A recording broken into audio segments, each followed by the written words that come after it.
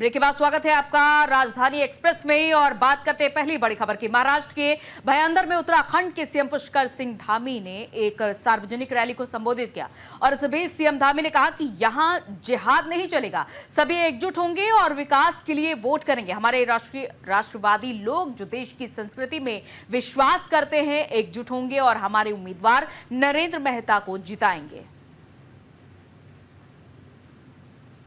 तो सबका साथ देखिए, यहाँ पर लोगों का बहुत समर्थन हमारे प्रधानमंत्री मोदी जी के नेतृत्व में जो यहाँ महायुति का गठबंधन है उसको मिल रहा है। और मैं अनेक स्थानों पर देख रहा हूँ हर वर्ग, हर समुदाय, हर समाज आगे आकर यहाँ पर डबल इंजन की सरकार बनाएगा और भारी बहुमत से इस बार ऐतिहासिक जीत होगी। यहाँ ये जिहाद उन्हीं के द्वारा लाया हुआ शब्द है। हम तो सबका साथ, सबका विकास, सबके विश्वास की बात करते हैं।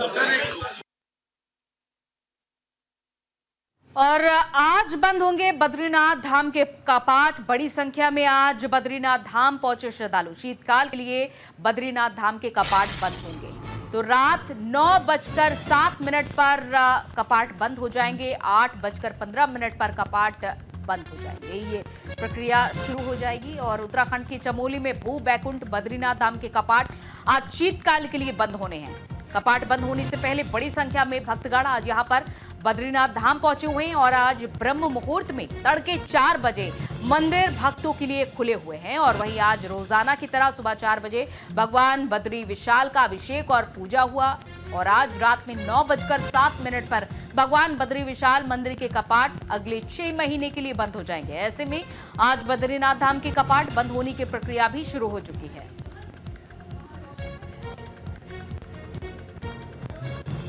तो शीतकाल के लिए बद्रीनाथ धाम के कपाट बंद हो जाएंगे और इसी में देखा जा रहा है कि इसी के चलते आज भक्तों का तांता लगा रहा।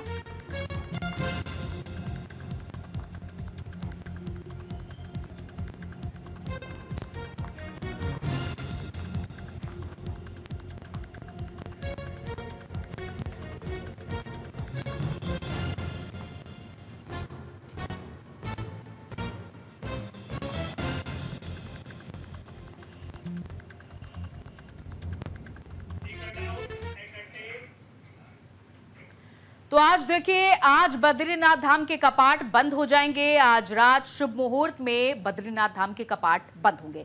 पहले ही केदारनाथ धाम और गंगोत्री यमुनोत्री के कपाट बंद हो चुके हैं। हजारों श्रद्धालुओं की मौजूदगी में कपाट आज बद्रीनाथ धाम के भी बंद होने वाले हैं। मंदिर के मुख्य पुजारी रावल और पुजारी कपाट बंद करेंगे और पूजा अर्चना भी की जाएगी और आज के ही दिन तुंगनाथ धाम के कपाट भी बंद हो जाएंगे।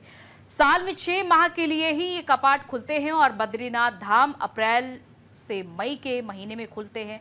बद्रीनाथ धाम के कपाट नवंबर के तीसरे सप्ताह में सर्दियों के लिए बंद होते हैं।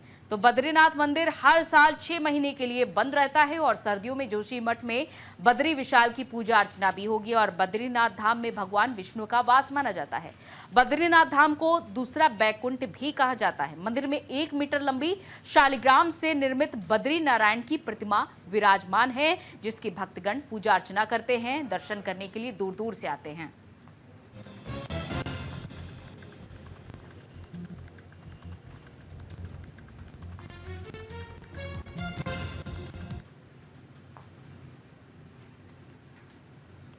और इधर देहरादून में सार्वजनिक जगहों पर शराब पीने वाले के खिलाफ पुलिस ने अभियान तेज कर दिया है। पुलिस विभाग ने शहर के अलग अलग हिस्सों में अभियान चलाकर सार्वजनिक जगहों पर शराब पीने वालों के खिलाफ कार्रवाई की है, जिसमें अब तक 18 से ज्यादा चालान काटे जा चुके हैं और 5 लाख से ज्यादा जुर्माना राशि भी वसूली जा चुकी है। और वहीं एसएसपी देहरादून अजय सिंह ने तमाम चौकी प्रभारियों को कड़े निर्देश दिए हैं। साथ ही कहा है कि शराब पीने वालों के साथ शरारती तत्वों पर भी सख्त कार्रवाई की जाए ताकि देहरादून का माहौल खराब ना हो सके और इसी के साथ ही लगातार हो रही सड़क दुर्घटनाओं पर भी अंकुश लगाया जा सके।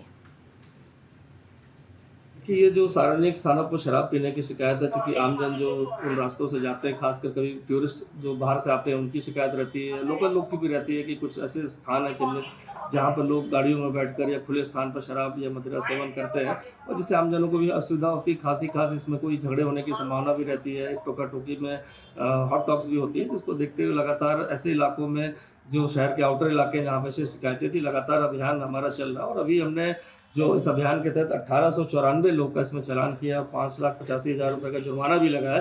तो देखा जाए तो इस तरह सार्वजनिक स्थानों पर और इधर हरिद्वार पुलिस का बड़ा एक्शन देखने को मिला, जहां 35 युवकों के खिलाफ बड़ी कार्रवाई की है। सार्वजनिक जगहों पर ये युवक शराब पीते हुए पाए गए थे और पुलिस ने 17,000 का इन युवकों का चालान काट लिया है। यानी कि बड़ी सख्ती यहां पर बरती जा रही है ताकि माहौल खराब ना हो सके उत्तराखंड का। और ऐसे में ये देखिए, सार्वजनिक जगहों पर जो युवक शराब पी रहे थे, कुल 35 युवक पकड़े गए हैं, जिनका 17,000 का चालान काटा गया है। तो हरिद्वार की श्यामपुर पुलिस ने सड़क किनारे शराब पीने वाले 35 युवकों के खिलाफ ये कड़ी कार्रवाई की है और विशेष अभियान के तहत अलग अलग जगहों पर दबिश दी जा रही है। सड़क किनारे शराब पी रहे युवकों को मौके से पकड़ा भी गया और वहीं उत्तराखंड पुलिस एक्ट के तहत 17,500 रुपए का जुर्माना भी वसूला गया है। हालांकि कुछ युवकों ने माफी मांगते हुए भविष्य में ऐसी गलती न दोहराने का वादा भी किया है।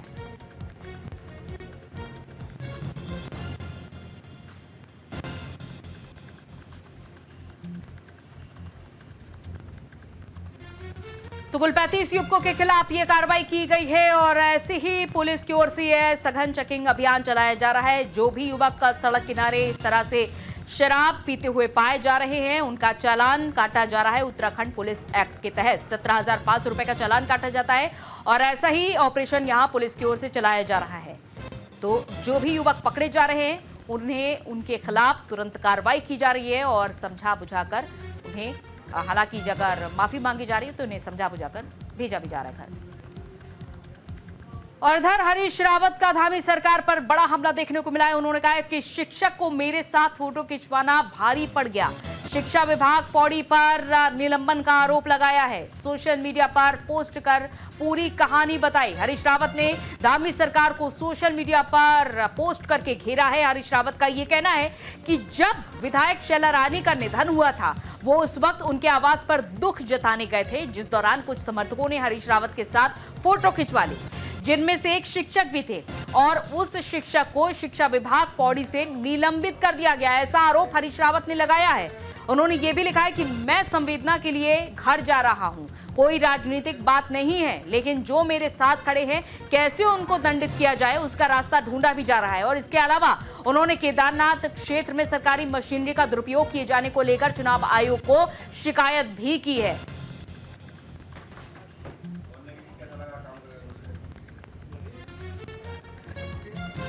तो हरीश रावत ने यहां सीएम पुष्कर सिंह धामी पर आरोप लगाते हुए उनको घेरा है। सोशल मीडिया पर ये उनका पोस्ट सामने आया है, जहां उन्होंने कहा है कि एक शिक्षक ने मेरे साथ फोटो क्या खिंचवा ली, उसको निलंबित कर दिया गया।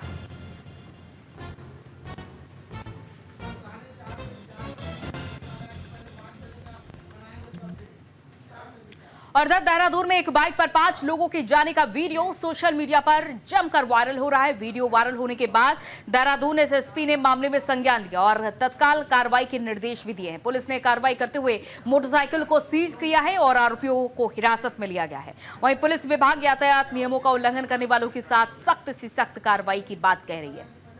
तो ये देखा जा रहा है कि 5 युवक एक ही बाइक पर सवार होकर जा रहे थे और ये वीडियो जब सोशल मीडिया पर वायरल हुआ, उसके बाद पुलिस एक्शन में आई और इन 5 युवकों को पकड़ लिया गया है। इनके खिलाफ सख्त कार्रवाई भी की गई है।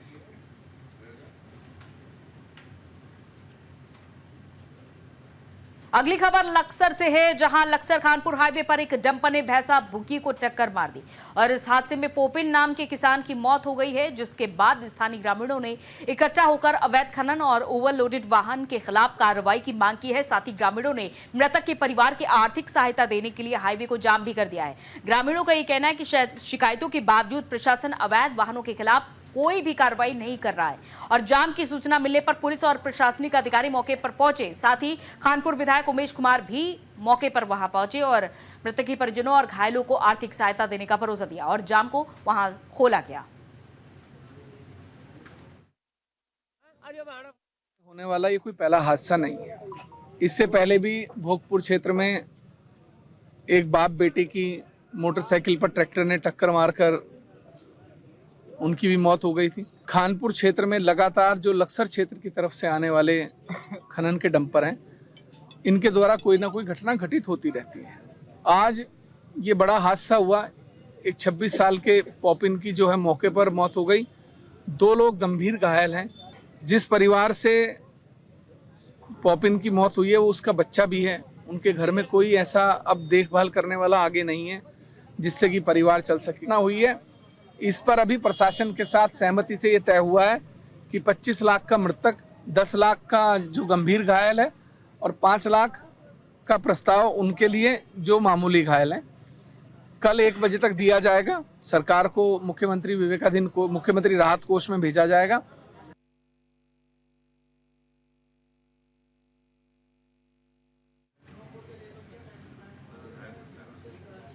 तो ग्रामीणों ने सड़क जाम कर दिया कुछ इस तरीके से। हालांकि परिजनों को आर्थिक सहायता देने की भी मांग की गई है। इधर खानपुर हाईवे पर ये सड़क दुर्घटना हो जाती है जिसमें एक शख्स की मौत हो जाती है। तेज रफ्तार डंपर ने झुग्गी को टक्कर मार दी और इस हादसे में एक व्यक्ति की मौत भी हो गई है, ये बताया जा रहा है। और ये तस्वीरें भी सामने आई हैं जब अचानक से देखिए ये बड़ा सड़क हादसा हो जाता है। और ये अपने आप में कोई पहली सड़क दुर्घटना नहीं है, इससे पहले भी कई तरह के हादसे लगातार सामने आ रहे हैं। बावजूद इसके हाईवे पर लोग संभल कर गाड़ियां नहीं चला रहे हैं। और इधर लक्सर में एक निजी कंपनी ने 1.5 दर्जन से ज्यादा कर्मचारियों को नौकरी से निकाल दिया था। कर्मचारियों के समर्थन में भारतीय किसान यूनियन पटेल गुट के राष्ट्रीय अध्यक्ष कीरत सिंह ने किसान संगठनों के नेताओं के साथ कंपनी के गेट के बाहर कई दिन तक आंदोलन किया था। और उस वक्त प्रशासन ने कर्मचारियों को आर्थिक सहायता राशि देने की भी बात कही थी, जिसके बाद प्रशासन ने अपने वादों को पूरा नहीं किया था। और इसके बाद गुस्साए किसानों ने अपना धरना फिर से जारी करने की चेतावनी दी थी और लक्सर में चक्का जाम करने का ऐलान भी किया था। लेकिन इस बीच प्रशासन ने कर्मचारियों की मांगों के अनुरूप उन्हें 3-3 लाख रुपए की आर्थिक सहायता मुहैया करा दी थी। तो ये देखा जा रहा है कि प्रशासन ने निकाले गए कर्मचारियों को आर्थिक सहायता दी है। जो इनके उत्पीड़न हो रहा था उसमें सहयोग देगा। इन लोगों का जो भी जितना भी अमाउंट ऊपर शासन प्रशासन ने हमारे सहयोग करके दिया है वो इन्हें हमने दिलवा दिया। इस क्षेत्र के जिम्मेदार लोगों की, संगठन के लोगों की बड़ी मजबूती के साथ ये इन्होंने मैं जीत मानता हूँ इनकी, जो इन्होंने न्याय देने का काम करा है इस क्षेत्र के।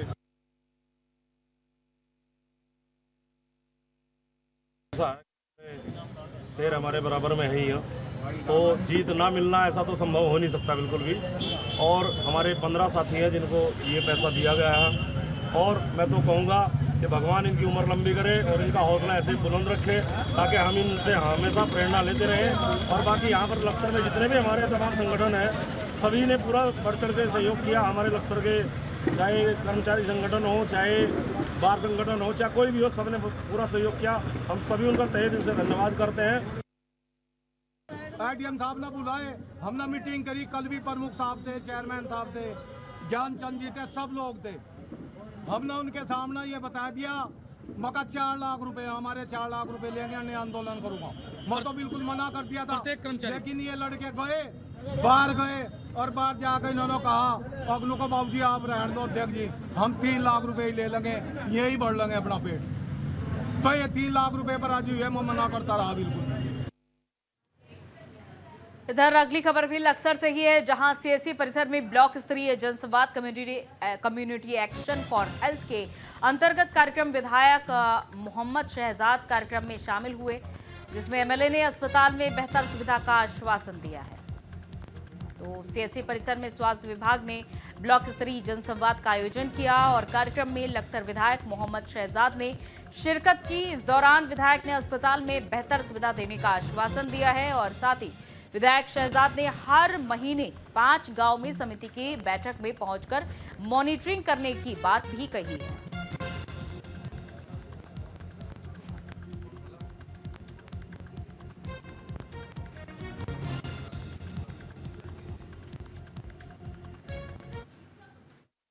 बहुत ही अच्छे कार्यक्रम, कोई कार्यक्रम खराब नहीं होता, बस हटते वो जमीन पर सही उतरे। और मैं समझता हूँ कि मैं प्रधान, बीडीसी और भाई ब्लॉक प्रमुख हैं और अधिकारी हैं, डॉक्टर हैं, अगर हम सब मिलकर कार्य करें, एक दूसरे के बजाय कमेंट करने के हम एक गांव में जाएं और वहाँ की व्यवस्था को दुरुस्त करें, तो मैं समझता हूँ बहुत अच्छा कार्यक्रम चलेगा और चलना भी चाहिए। सरकार अगर खर्चा कर रही है तो जनता को लाभ मिलना ही चाहिए और मैं इसके लिए तैयार हूँ। सरकारी कार्यक्रम जो होते हैं उनमें कहाँ कमी रह गई, कहाँ पे आपकी मदद की, जनता की मदद की ज़रूरत है, तो उसको सुदृढ़ करने का काम जनसंवाद के थ्रू किया जाना है। जैसा कि विधायक जी कह रहे हैं, हमारे यहाँ से भी एक टीम क्या हर एक कोई ना कोई मेंबर ज़रूर जाया करेगा हर मीटिंग में जो महीने में हुआ करती है उनकी HSNC की बैठक। उसमें ये देखा जाएगा कि सभी लोग उपस्थित हैं कि नहीं, उसको रजिस्टर किया जा रहा कि नहीं, रजिस्टर मेंटेन हो रहा कि नहीं हो रहा, उसमें सारे लोग उपस्थित हुए कि नहीं, और उसमें सैनिटेशन और हेल्थ से रिलेटेड सारी बातें हुई कि नहीं हुई, और वो किस तरह से क्रियान्वयन उसका हो रहा है, तो उसको देखने की पूरी कोशिश की जाएगी। अगली खबर बड़कोट से है, जहां बहुउद्देशीय शिविर का आयोजन किया गया। शिविर में कई कार्यकारी न्यायाधीश मनोज कुमार भी यहां पर पहुंचे और शिविर में स्ट्रेलो का भी निरीक्षण किया गया। बड़कोट में जिला विधिक सेवा प्राधिकरण के तत्वाधान में ITI मैदान में बृहद न्यू मॉड्यूल विधिक साक्षरता एवं बहुउद्देशीय शिविर का आयोजन किया गया। शिविर का उद्घाटन उत्तराखंड उच्च न्यायालय नैनीताल के कार्यकारी मुख्य न्यायाधीश मनोज कुमार तिवारी और प्रशासनिक न्यायाधीश पंकज पुरोहित ने किया। शिविर में चीफ जस्टिस ने स्ट्रोलो का भी भ्रमण किया और साथ ही एक पौधा भी रोपित किया गया।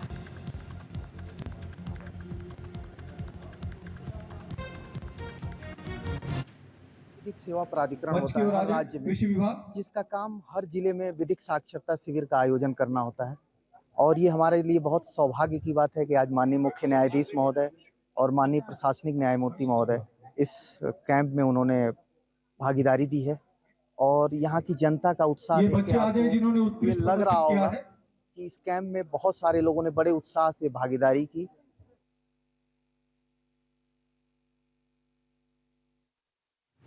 और इधर हरिद्वार में पुलिस का सत्यापन हुआ, जहां अभियान तेज किया गया है। सत्यापन न कराने वाले मालिकों पर जुर्माना लगाया गया है। किराएदारों और संदिग्ध व्यक्तियों की जांच हो रही है। मकान मालिकों को निर्देश दिए गए हैं। हरिद्वार जिले में SSP प्रमेंद्र सिंह डोभाल के निर्देश पर सत्यापन किया गया है। अभियान तेज कर दिया गया है। पुलिस ने सिडकुल थाना, रानीपुर कोतवाली, गंगनहर और लक्सर कोतवाली क्षेत्रों में व्यापक स्तर पर सत्यापन अभियान चलाया और अभियान के तहत किराएदारों और संदिग्ध व्यक्तियों की जांच की गई है। सत्यापन न कराने वाले मकान मालिकों पर जुर्माना लगाया गया है। पुलिस की इस मुहिम को क्षेत्रीय नागरिकों से समर्थन भी मिल रहा है और मकान मालिकों को निर्देश दिए गए हैं कि वो अपने किराएदारों का सत्यापन समय पर सुनिश्चित करें।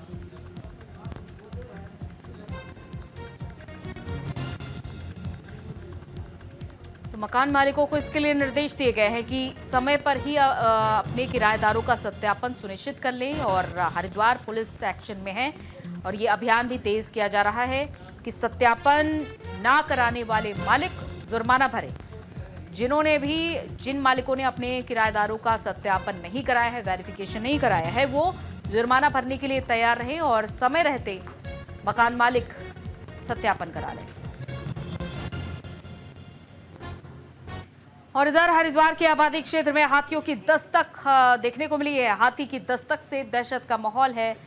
जिलाधिकारी से स्थायी समाधान की मांग की जा रही है। हरिद्वार के ज्वालापुर स्थित राजलोक कॉलोनी में लगातार जंगली हाथियों का आतंक बढ़ रहा है और हाथियों की दस्तक से स्थानीय लोग डरे हुए हैं। हाथियों के डर से निवासियों ने जिलाधिकारी को ईमेल कर हाथियों को रोकने और सुरक्षा के लिए स्थायी समाधान की मांग की है। लोगों का कहना है कि वन विभाग को बार बार सूचना देने के बावजूद स्थिति जस की तस बनी हुई है। टीम मौके पर आती है लेकिन हाथी न मिलने पर वापस लौट जाती है और अभी तक कोई ठोस कदम भी नहीं उठाया गया है। स्थायी समाधान की मांग कर रहे हैं जिलाधिकारी से स्थानीय लोग और उनका ये कहना है कि आबादी वाले जो भी क्षेत्र हैं वहां पर हाथी इस तरह से खुलेआम घूम रहे हैं। तस्वीरों में भी हम आपको दिखा रहे हैं कि जो पॉश एरिया है जहां पर लोग इस भरी आबादी में, घनी आबादी में लोग रह रहे हैं, वहां पर आसपास से देखिए हाथी गुजरते हुए नजर आ रहे हैं। और इधर हल्द्वानी शहर में चौराहे और सड़क चौड़ीकरण की जद में आ रही हैं। विशालकाय वृक्षों को ट्रांसलोकेट करने का कार्य भी शुरू कर दिया गया है और ये कदम सड़क चौड़ीकरण के कार्य के तहत उठाया जा रहा है ताकि शहर की बढ़ती यातायात जरूरतों के साथ साथ पर्यावरण का संरक्षण भी किया जा सके। सिटी मजिस्ट्रेट AP वाजपेयी ने यह भी बताया कि हल्द्वानी में सड़कों के किनारे पीपल, पाखंड सहित अन्य विशालकाय वृक्षों को पर्यावरणीय दृष्टि से दूसरी जगह शिफ्ट किया जा रहा है। पहले चरण में 10 वृक्षों को अब तक शिफ्ट किया जा चुका है और इसके अलावा 10 और वृक्षों को शिफ्ट किया जाएगा और इसके साथ ही अन्य 20 पेड़ों को भी शिफ्ट किए जाने की कार्रवाई भी की जाएगी।